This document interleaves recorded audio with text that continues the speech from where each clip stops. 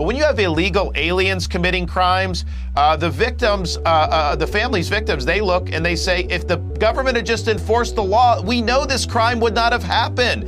If Biden had just closed the border, or at least not done what he's done, the chances of this happening would have been very zero. A viral TikTok video shows an illegal immigrant encouraging others to take over American homes unlawfully.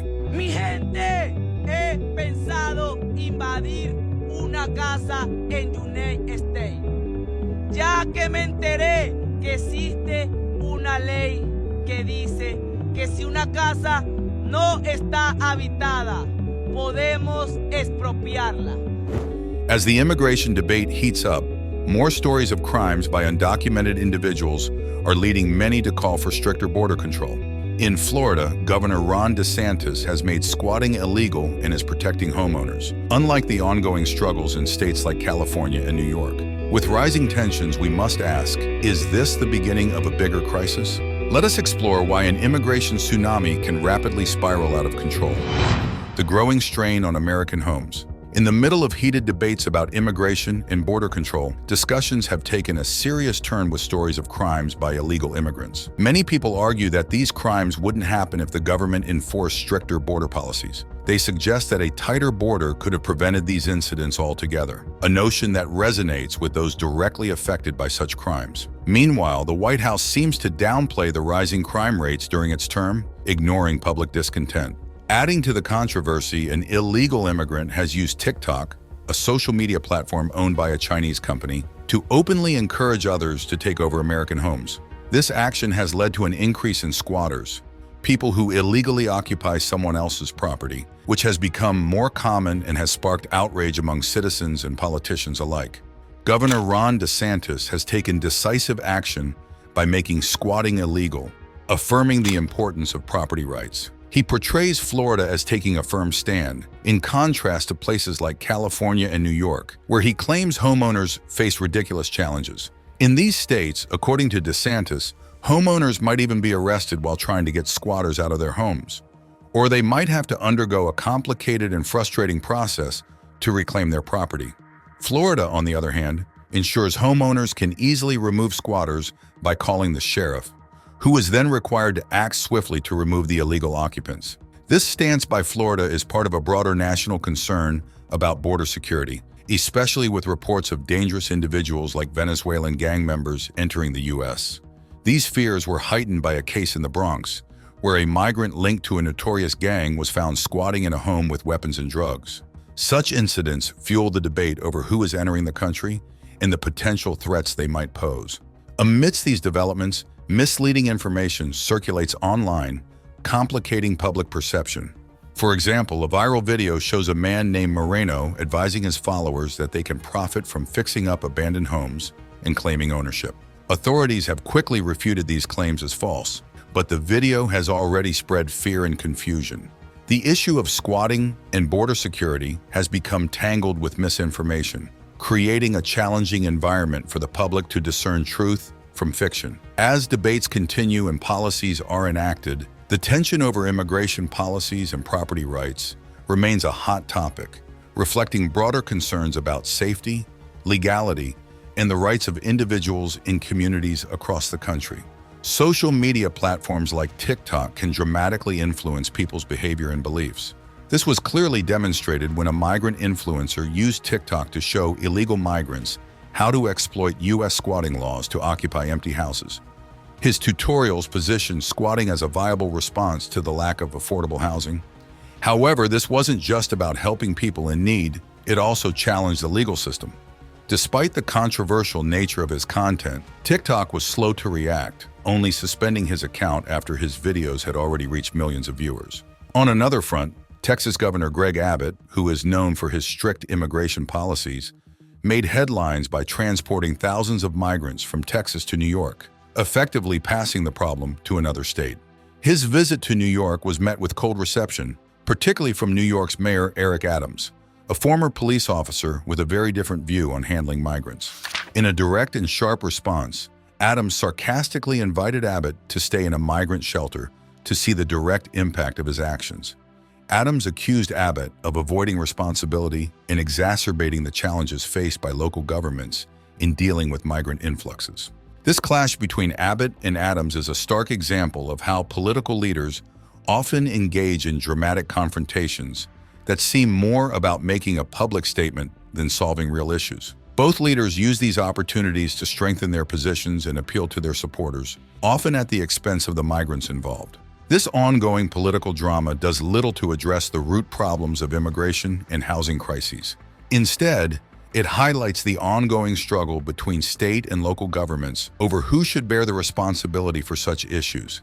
The public disputes and media coverage of these events not only draw attention to the political leaders involved, but also raise questions about the role of social media in influencing public policies and opinions.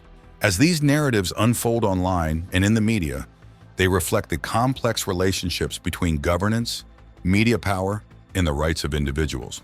These incidents serve as a stark reminder of how modern politics is increasingly played out in the public eye, with real-world consequences often taking a backseat to political posturing and media spectacle. Texas Governor Greg Abbott, speaking at a major Republican fundraiser in New York City, addressed the backlash he received for sending buses of migrants to sanctuary cities like New York. He pointed out that initially, these actions were falsely attributed to him, when in fact it was a consequence of policies set by President Biden's administration. Despite this, the criticism persisted. Eventually, Abbott decided that if he was going to be blamed for it, he might as well own it. Thus, he officially began transporting migrants, making a bold political statement and stirring national debate. Abbott's move highlights a recurring theme in U.S. politics, using the plight of migrants as a tool for political gain.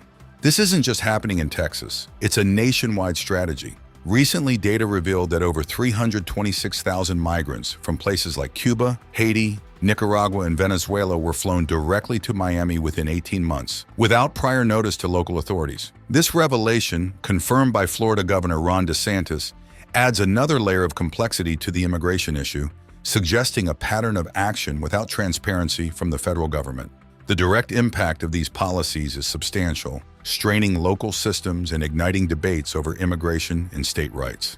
Florida, although not a traditional border state, faces its own set of challenges due to its geographic location and has had to enhance its maritime security to manage the influx of migrants via the ocean.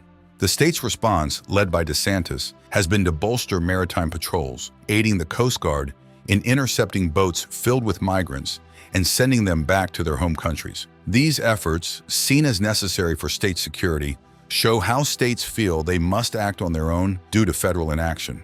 Florida's electoral rebalance.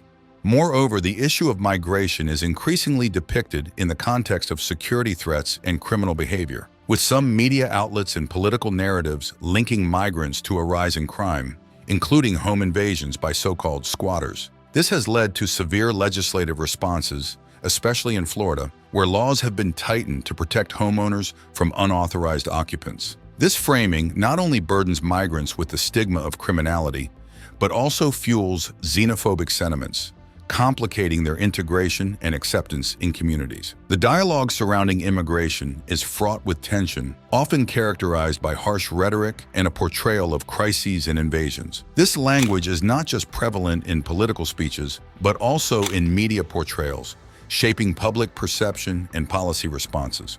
Such rhetoric serves multiple purposes: rallying political support, framing the opposition as ineffective or harmful, and diverting attention from more nuanced discussions about immigration policies and their human impact. As these political and media narratives unfold, the real-life consequences for migrants, many of whom are fleeing hardship and seeking better opportunities, are often overshadowed by the spectacle of politics. The focus on migrants as either political liabilities or security threats obscures their human rights in the complexities of migration. This scenario reveals a troubling aspect of modern politics: the readiness to exploit vulnerable populations for electoral advantages. The situation begs for a more compassionate and pragmatic approach to immigration that considers the human aspects of migration, beyond the political point-scoring and headline-making maneuvers.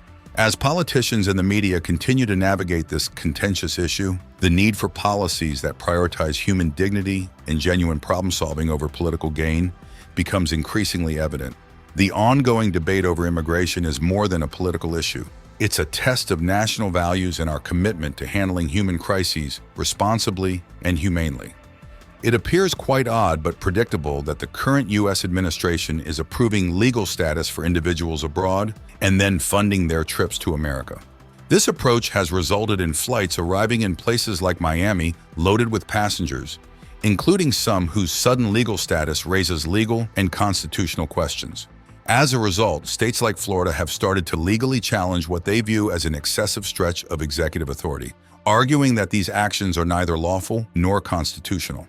Despite these legal battles and vocal opposition from various state leaders, Congress has yet to act decisively to either cut funding to this controversial program or provide it with a legal framework. This exemplifies the broader political environment where executive decisions frequently go unchecked by the legislative body, leaving states to manage the repercussions independently. While Florida is a common arrival point for many of these flights, it hasn't become a long-term home for most of these individuals. Due to Florida's strict laws against undocumented immigrants, which include refusing to issue driver's licenses and ID cards, and mandating employment verification through E-Verify, many newcomers are deterred from settling in the state. Instead, they use Miami as a gateway, eventually spreading out to other states with more lenient policies toward immigrants. President Biden's first actions in office included reversing several immigration policies of his predecessor, aimed at reducing illegal immigration. This reversal has led to visible changes in states like Florida, though the impact might not be as significant as one would expect due to the state's preemptive measures to deter such immigration. Florida has successfully prevented a large number of boats from Haiti from reaching its shores by proactively patrolling potential gaps in federal coverage. The broader implications of these open border policies are tangible and sometimes tragic. For instance, the death of a sheriff's deputy in Tampa Bay, caused by an undocumented immigrant who had been deported several times before, highlights the potential human cost of lax immigration policies. These incidents add a layer of real-life consequences to the debate over federal immigration enforcement, or the lack thereof, illustrating the devastating impact on families who believe these tragedies could have been avoided if existing laws were enforced. Governor DeSantis and other leaders argue that because of the federal government's relaxed approach to border control, every state is now effectively a border state, with the repercussions of weak border enforcement being felt nationwide. This concept challenges the traditional view of border issues as being confined to states like Texas and Arizona, showing that the effects are felt across the entire country. Florida has been at the center of other national debates, like the protection of women's sports. The federal government's response to Florida's legislation in this area was to threaten to withhold funding for school lunches, perceived by many as a punitive measure against a state policy that doesn't align with federal priorities. Despite these ongoing disputes with the federal government, Florida's favorable economic policies, such as no state income tax, continue to draw people from states with higher taxes.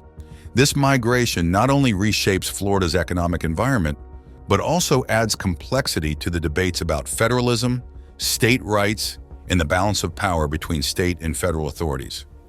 As these conflicts continue, it becomes increasingly clear that the distinction between legally mandated actions and political strategies is becoming more ambiguous, leaving citizens and states to navigate a complex landscape of modern governance. The political landscape of Florida was markedly different from today. At that time, the number of registered Democrats exceeded that of Republicans by approximately 300,000. However, over the subsequent years, there has been a significant shift in voter registrations. The state now boasts around 900,000 more registered Republicans than Democrats, marking a shift of over 1 million voters changing their party registration. Next, we explore how Florida is changing politically and socially, the challenge of welcoming the world. This wave of newcomers and the shift in voter registration have changed Florida's political scene dramatically. What used to be a state where elections could go either way by just 1 point, Florida has now become a stronghold for Republicans. This shift isn't just a local curiosity, it reshapes how national elections are approached and thought about. The focus has not solely been on voter registration, but also on property rights, particularly the challenges related to squatting. States like California and New York have witnessed scenarios where squatters occupy residential properties without the owner's consent. Under these state laws, it's often the homeowners who face legal hurdles, finding themselves in prolonged battles to reclaim their homes. The squatters sometimes seem to be treated with rights similar to tenants, complicating the eviction process. This situation has sparked significant concern, leading to a strong emphasis on preventing such legal struggles from becoming common in Florida. The approach has been proactive, aiming to ensure that property owners are not unduly burdened by squatters and that their rights are promptly upheld. Here, the laws are clear. If someone squats in your home, you won't have to spend months in court to evict them. Instead, you call the sheriff, and they're required to act quickly to remove the squatters. Our sheriffs are strong supporters of maintaining law and order, and they take action immediately. This is particularly true in places like Polk County, where law enforcement doesn't hesitate to enforce property rights vigorously. Florida's transformation under these policies is significant. It's becoming known not just for its beaches and sunshine, but as a place with a strong, law-abiding character. A place where policies are designed to maintain order and support the residents' rights. This change is attracting more people who are tired of the problems in their own states and are looking for something better. Florida is undergoing a transformation, redefining its identity not just as a sunny retreat, but as a beacon of particular governance ideals. The state is embracing a vision marked by law, order, and conservative principles, signaling a shift towards stability and security. This reimagined identity is being crafted to attract those who value these principles, influencing both current residents and potential newcomers. Sheriff Grady Judd is a tough law enforcer in a county where no one dares to squat illegally because he's known for acting swiftly and strictly against such actions. This approach is typical across Florida, which is home to many people who only live there part-time. These residents, including numerous middle-income retirees, might spend the warmer months in places like Michigan, Wisconsin, New York, or Canada. Imagine their shock and frustration if they were to come back and find that strangers have taken over their homes, and then learn that the legal process to reclaim their homes could drag on for months. Florida's stance is clear. The right to own and protect property is fundamental, and without it, society's very freedoms are at risk. As the political climate heats up with the approach of the 2024 presidential election, Governor Ron DeSantis firmly supports Donald Trump. He downplays speculation about his own future ambitions by focusing on his record in Florida. DeSantis claims that his leadership has solidified the state as a stronghold for the Republican Party, poised for success in the upcoming elections. His critiques extend beyond state issues to national concerns, sharply criticizing President Biden for a range of problems, including worsening immigration issues, rising inflation, and the poorly handled withdrawal from Afghanistan. DeSantis argues that these issues are not just simple mistakes, but are severe blunders that have trapped the country in a series of avoidable hardships. DeSantis himself is not without critics. He has been labeled as morally bankrupt by opponents who argue that his harsh policies on immigration and his public statements dehumanize and exploit immigrants for political gain. They accuse him of using these vulnerable groups as pawns in a political game. However, DeSantis hits back, accusing President Biden of being the real political manipulator. According to DeSantis, Biden's policies on immigration are designed to appease the most liberal members of his party, not to address the actual challenges at the border. This sharp exchange of accusations highlights a broader battle of values and priorities, where the stakes are high and real human lives are often caught in the middle of political strategies and maneuvers. President Biden's approach to immigration has set the stage for ongoing national drama. Holding the highest office and responsible for our country's safety, you would expect him to secure our borders firmly. Instead, it seems his decisions lean more towards political strategy rather than addressing the actual issues at hand, leaving our borders feeling less secure and our country exposed to potential risks. New York City Mayor Adams finds himself caught in this broader drama. His city is known for welcoming people from all over the globe under its sanctuary city status. This is a generous policy in theory, but it comes with real challenges that aren't being addressed effectively. The city's resources are stretched, funded by the local taxpayers, and Mayor Adams is seen more as sidestepping the critical issues rather than tackling them directly. The situation on New York City's streets highlights the severity of these challenges. The death of a police officer, a dangerous subway system, and attacks in Times Square speak volumes about the safety concerns under Mayor Adams's leadership. Despite his criticism of Texas for sending migrants to his city, these local problems suggest he should focus more on his responsibilities at home. Let's move to Texas, where economy and immigration mix in unique ways. The shifting shadows of Senate Bill 4. Meanwhile, across the country, the Biden administration received a temporary boost from positive economic news. The addition of 303,000 jobs in March and a low unemployment rate of 3.8%. These figures were better than what many economists predicted and provided a brief respite from criticism. However, these economic wins do little to cover up the ongoing dissatisfaction among Americans, with 67% expressing displeasure with how immigration is being handled. This complex political game, involving both President Biden and Mayor Adams, affects the entire nation. Each decision they make sends ripples through the country, impacting everyone. While they navigate these political waters, the American people are left dealing with the direct consequences of these policies. These are not just numbers and political points, but real issues affecting real people every day. As the leaders continue to maneuver through their roles, one has to wonder if and when they will shift their focus from maintaining political favor to addressing the tangible needs of the people. It's not just about making statements and political maneuvers. It's about making a real difference in the lives of those they serve.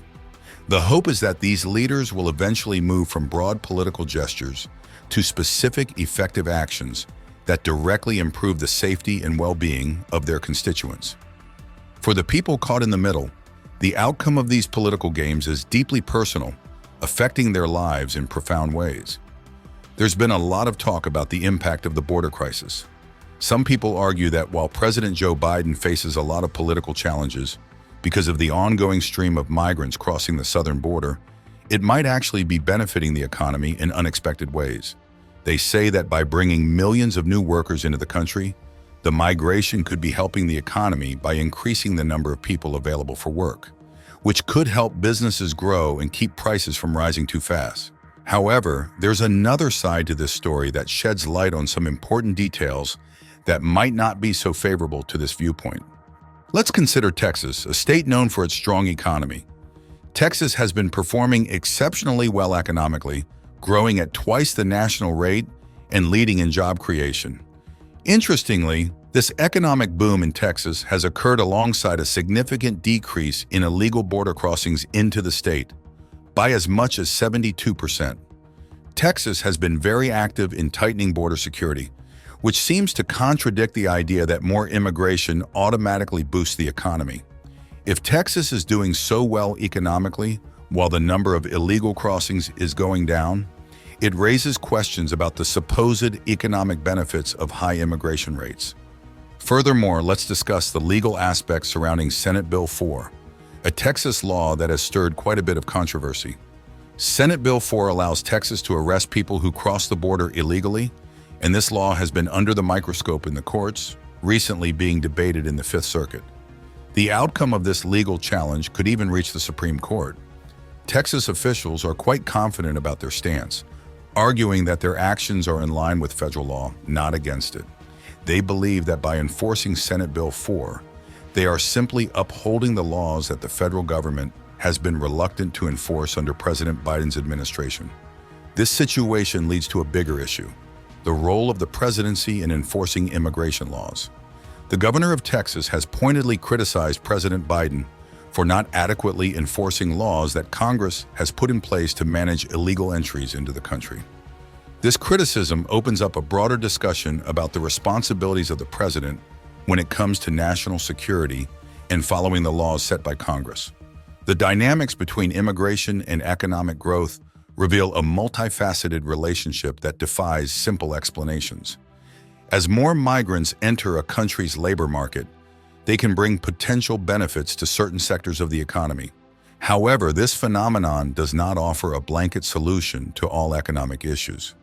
The situation in Texas serves as a compelling case study. There, despite a decrease in immigration rates, the state has witnessed robust economic growth. This scenario underscores the fact that multiple factors, beyond just immigration, contribute significantly to economic prosperity.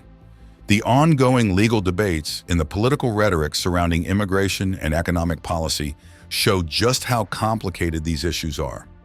They also highlight the need for a careful analysis of how laws are enforced and the real-world impacts of immigration on different parts of the country.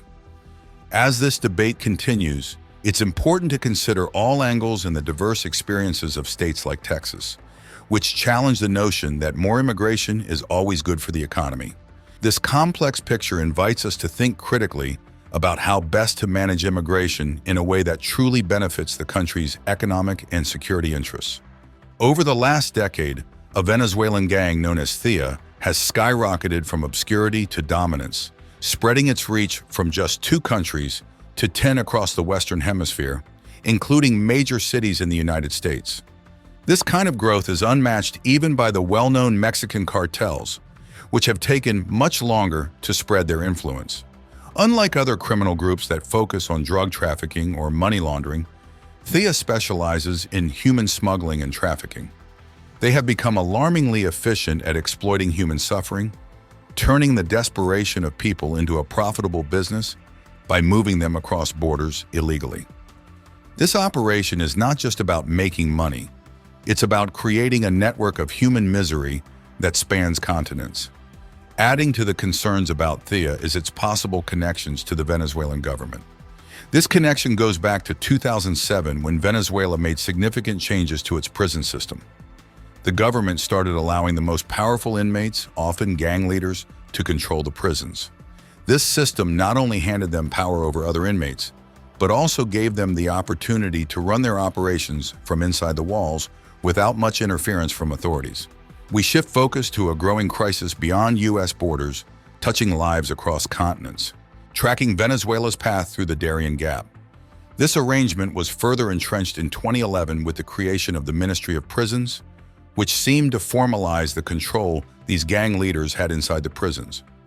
The situation escalated in 2020 when a large number of prisoners, 1,373 to be precise, were released under a program called Path for Liberty. Many of these were members of THEA who returned to society with new connections and plans that had been formed behind bars.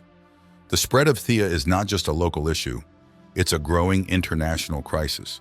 Each country that THEA enters becomes part of a larger network that facilitates illegal human trafficking. This not only disrupts the countries involved, but also challenges global efforts to maintain security and manage borders effectively. The audacity of THEA in expanding its operations so rapidly and the potential backing by a national government make it a unique threat in the world of transnational crime. It's a direct challenge to the efforts of international law enforcement and poses a significant threat to the stability and security of the regions it touches. As THEA continues to grow, the international community must respond with more than just traditional crime-fighting tactics. It requires a coordinated, comprehensive approach to dismantle networks that are as deeply embedded and widespread as those operated by THEA. Since 2020, there's been a noticeable trend in where more people are moving from Venezuela to the United States. This isn't just a random occurrence. It looks like the Venezuelan government, led by Maduro, has had a hand in this. They've set up ways to make it easier for people to travel, using flights to Mexico and pathways through the dangerous Darien Gap. This planned migration raises serious concerns about the involvement of the Venezuelan state in criminal activities. The connections between the Venezuelan government and various criminal groups are becoming clearer. Discussions with public figures like Congressman Nels reveal that Venezuela might be sending prisoners with gang ties to join these migrants.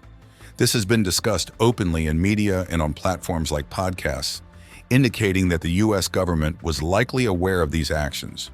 This brings up big questions about why the U.S. seemed to do little to stop these individuals at the southern border, suggesting a major oversight or a misunderstanding of the threat level.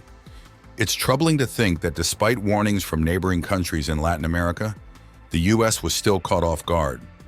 Our friends in Peru, Chile, and Colombia had warned that this would become a significant problem, yet it seems we're still unprepared.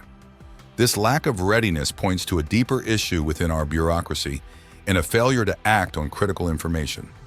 Calls from politicians like Senator Rubio and Congresswoman Maria Elvira Salazar to to label these organized groups connected to the Venezuelan government as transnational criminal organizations highlight a potential path forward. Such a label would mean recognizing the seriousness of the threat and would provide law enforcement with more tools to tackle these groups more effectively.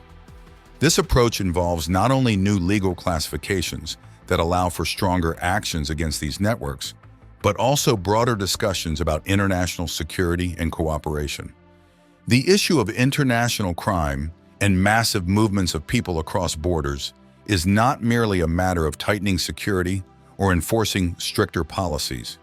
It demands a proactive and comprehensive approach from the United States, one that recognizes the complexities of these movements and the underlying causes prompting them.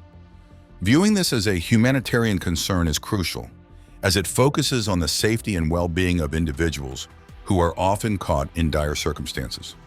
A broad strategy is essential, encompassing diplomatic negotiations, enhanced intelligence cooperation, and a strong emphasis on addressing humanitarian needs. However, the real challenge lies in garnering sufficient political will to put such a strategy into practice. Without a concerted effort to adopt and implement these measures, there is a risk of continuing a cycle marked by poor preparation and ineffective responses. Such a cycle could potentially compromise both national security and the country's moral obligations. The proposition that Venezuela should be designated as a special alien country hinges on a deep-seated skepticism about the transparency and reliability of its government. According to this perspective, Venezuela is not merely another foreign nation. It's a black box of intentions and capacities, entirely opaque to U.S. oversight.